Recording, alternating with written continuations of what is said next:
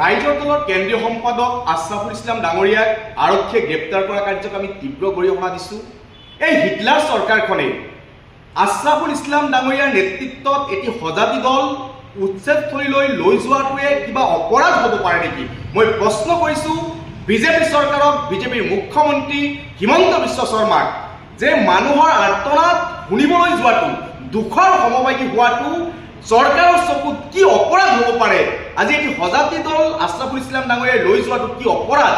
গতিকে এই হিটলাৰ চৰকাৰখনে একাংশ মানুহক, এটা নিৰ্দিষ্ট জাতিক টাৰ্গেট কৰি সংবিধানক ভৰিৰে মোহাৰি এই বিজেপি চৰকাৰে যি উচ্ছেদ চলাই আছে, অমানৱীয় উচ্ছেদক আমি তীব্ৰ ভাষাৰে গৰিহণা দিছোঁ আৰু উচ্ছেদ বন্ধ হোৱাৰ দাবীত আমি বিভিন্ন আন্দোলন ইতিমধ্যে কৰি আছোঁ আৰু এই চৰকাৰক সকিয়নি প্ৰদান কৰিছোঁ যে আপোনালোকে সংবিধানৰ গণ্ডিৰ ভিতৰত থাকি যদি উচ্ছেদ চলায় তাত ৰাইজৰ দলৰ একো ক'বলগীয়া নাই, কিন্তু সংবিধান বহিৰ্ভূতভাৱে অসমত আমি উচ্ছেদ চলাবলৈ নিদিওঁ।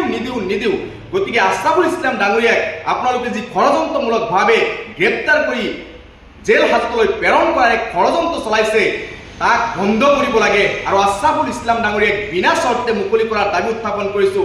অন্যথা কিন্তু অসম চৰকাৰৰ বিৰুদ্ধে, বিজেপি চৰকাৰৰ বিৰুদ্ধে ৰাইজৰ দল, কৃষক মুক্তি, ছাত্ৰ মুক্তি, অসমৰ বিভিন্ন দল সংগঠন একত্ৰিতভাৱে ব্যাপক গণ আন্দোলন গঢ়ি তুলিবলৈ আমি বাধ্য থাকিম। যিকোনো খবৰৰ বাবে যোগাযোগ কৰক 7099017330 লগতে 7099017110 নম্বৰত।